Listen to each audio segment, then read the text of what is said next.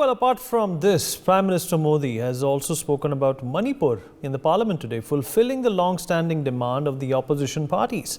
Prime Minister Modi has detailed that the centre wanted to discuss the issue in the parliament and that Union Home Minister Amit Shah wrote a letter regarding the same. The Prime Minister emphasised that the government wanted to make the people aware of what is actually going on in Manipur.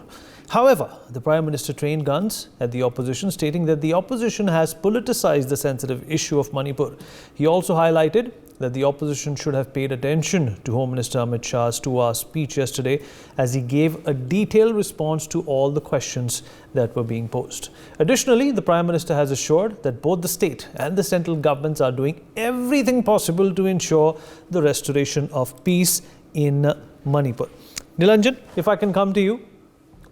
But first up, let's listen in to what exactly was said. आदरणीय अध्यक्ष जी,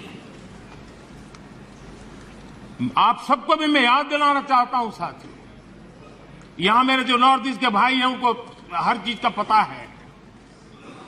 जब मणिपुर में वो एक समय था, हर व्यवस्था उग्रवादी संगठनों की मर्जी से चलती थी, वो कहे वो होता था। और उस समय सरकार किसकी थी मणिपुर में? किसकी सरकार थी? जब सरकारी दफ्तरों में महात्मा गांधी की फोटो नहीं लगाने दी जाती थी, तब सरकार किसकी थी? जब मोइरांग में आजाद हिंद फौज के संग्रहालय पर नेताजी सुभाष चंद्र बोस की प्रतिमा पर बम फेंका गया, तब मणिपुर में सरकार किसकी थी? तब मणिपुर में सरकार किसकी थी? आदरणीय अध्यक्ष जी, जब मणिपुर में स्कूलों में राष्ट्रगान नहीं होने देंगे, ये निर्णय किए जाते थे, तब मणिपुर में सरकार किसकी थी? जब एक अभियान चला था, अभियान चला करके लाइब्रेरी में रखी गई किताबों को जलाने का, ये देश का अमूल्य ज्ञान की विरासत को जलाते समय सरकार किसकी थी?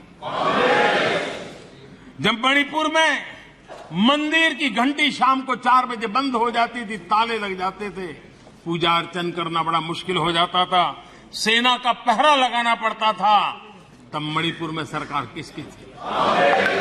आदरणीय अध्यक्ष जी, जब इम्फाल के इस्कॉन मंदिर पर बम फेंककर श्रद्धालुओं की जान ले ली गई थी, तब मणिपुर में सरकार किसकी थी?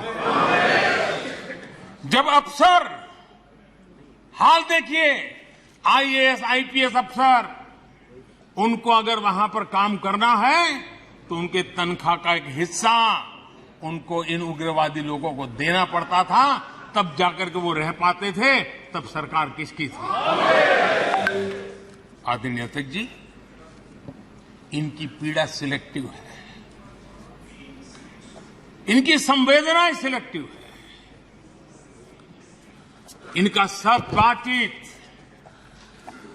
राजनीति से शुरू होती है। All right, Nilanjan, you heard what the Prime Minister said. There was a desperate appeal by the opposition to have the Prime Minister come to the Parliament and speak on Manipur. And he did. And exactly when he started to speak, the opposition walked out. I think it's true that Mr. Prime Minister is a master of words. And you heard, I think the people of India through your channel heard what Mr. Prime Minister had to say on Manipur. All he had to offer was whataboutery and counter questions to the erstwhile Congress governments. Is this how a Prime Minister should behave? I mean, shame on him. I think the people of India are extremely ashamed to have a leader like this who cannot answer questions when a civil war is waging in one part of India. And he was referring to Mr. Home Minister's speech. Mr. Home Minister says, "वो तो हमारा तो border open है." So what is it? What was they doing for the last 9 years? So this was a no confidence motion against his government. He should count whatever he has done vis-a-vis the Northeast region and what his government has done to at least stop this the ethnic violence that is going on. He hasn't dismissed the chief minister. No action has been taken till now. And the situation is still grim there. People are getting killed. Even in the month of August. Yesterday only, Home Minister said that 4 people have died just in the month of August. So this, whatever Mr. Prime Minister said is just laughable, I would say. And secondly, the opposition, they walked out because who is going to listen to this tirade? What was the substance in his speech? There was no substance in his speech. And my previous panelist, Professor Nalapat, he was referring to Bengal and Karnataka. Bengal and Karnataka are not burning, sir. With due respect, they are not having a civil war. They are not having a situation in which women are being paraded naked and they have been raped in broad daylight. There's no ethnic violence in Bengal. So what is he talking about? In Karnataka is a highly prosperous state. What is he talking about? So okay, let's get a response from Vinita Hariharan. Vinita Hariharan, can I make my last point? Quickly, please. Last point. That he was talking about the internal frictions within the India alliance partners. So may I point to the friction that is there between the BJP and the NPP? Mr. Home Minister called the NPP the most corrupt party and then went ahead and formed the alliance government with NPP. NPP happens to be still now a member of their Neta. So what standards do the BJP have to question others? They should think about themselves. I think Modi ji बहुत खतरे में है, उनका सरकार खतरे में है, and he should be worrying about that. Okay, you still worried about that, seeing what happened today in the parliament with the no confidence motion and how it turned out? This government is going to fall in 2024. The people of India will give a no confidence to this government. Okay, let Vinita ji respond to this. Vinita ji, do you think that the Prime Minister was succinct enough? Was he targeted enough when it came to talking about Manipur? Do you think that what the Prime Minister says, when he says it, the structure of his conversation, all has to appease to the opposition, the Tushti Karan that he spoke of? Absolute false narratives being given by the Congress spokesperson here about the Prime Minister and about the the speech that he gave, because it was a resounding speech and the vote of confidence was thrown away and the people in themselves walked away. They couldn't even listen to the speech because they couldn't bear the might of the speech. So that is why they walked away. And before he could start speaking about Manipur, they walked away. And he's given such a detailed analysis of the kind of work that's happened in Manipur and also the work that has been done by the Home Minister for the current situation. We believe in work and not in speech.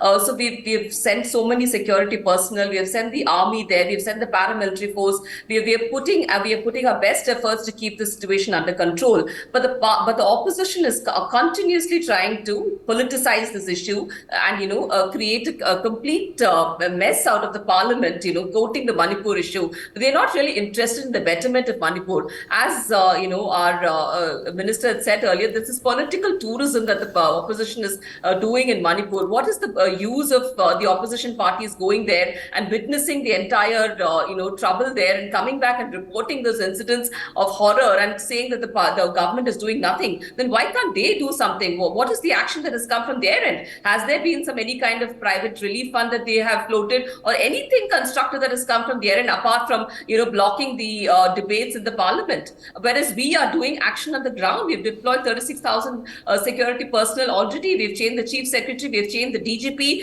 and we've done immense amount of relief work over there in Manipur, which is not there for us to tom-tom about, but the people of Manipur know that, and we believe that the peace and stability will be restored to the valley very soon. And that's the hope and promise, not the hope, but that's the kind of word of promise that the Prime Minister has given in the August House of the Parliament, as he called it. So therefore, we believe in our Prime Minister. We believe that he will deliver on Manipur also at the earliest, as he's delivered earlier in the rest of Northeast. Right. Meeta Chakravarti, if you're still there with us. Meeta Chakravarti, if you're still there with us. Sorry, can you... Well, yes, am I all right. Okay, taking a leaf out of what the Prime Minister said, he also said, and he also cited the example of, what happened to the Northeast when the UPA was in charge. The Home Minister also spoke about what happened in 93, and when the riots took place, violence took place, killing took place in 1993. Not even the Home Minister, but a Minister of State had gone to see the affairs that were supposed to be sorted out. Here, the Home Minister has been in Manipur for 3 days. You've had top quality leaders from the union government who have visited Manipur as well. Then why so many complaints? See, the problem is the Prime Minister's speech was all about whataboutery. You know what happened in other parts and other decades and other governments. Where was the responsibility being taken? So when we saw that such a ethnic cleansing is happening, such violence is happening in today's time and age, even when they say that they have done an excellent job, the Manipur CM has gone on record and stated that hundreds of rapes have taken place, and only when the video went viral of two women being paraded naked, they actually felt the need of making the first arrest after 70 odd days. And we are supposed to believe that the Prime Minister and the Chief Minister of Manipur, the double Indian Sarkar, are doing a great job. Is it a matter of joke? Now the Prime Minister will talk, the Prime Minister will blame Nehru, will blame everyone, all the former ministers, all the former Prime Ministers, but will not take responsibility of the current situation. For the past 9 years, we have a BJP central government. We now have a double Indian Sarkar in Manipur, state government of BJP, central government of BJP. But even then, for anything, for any situation that is not favorable, the Prime Minister will have to blame others. But has the Prime Minister ever taken responsibility? Has the Prime Minister talked about the roadmap, that this is what I plan to do to settle the situation, to address the situation? Why has the Chief Minister not been dismissed? Why is central rule not being imposed? Had it been an opposition government-led state? Answer me honestly, and this is my question to all friends in media. Okay. Would the Prime Minister have waited for 3 months to impose central rule? Why has central rule not been imposed? Sophisticated arms had been stolen from armory. Who is responsible for that, if not the state government? I mean, these are very basic queries. And you are not talking about the current situation. You are indulging only in whataboutery. You are blaming the former prime ministers. And you are not taking responsibility and saying that this is how I intend to fix the situation. Yes, I do have a problem. I take responsibility. And this is my roadmap. This is my vision. This is how I'm going to take all of you in confidence and be a statesman and fix the problem. For more such videos, subscribe to the NewsX YouTube channel, hit the bell icon.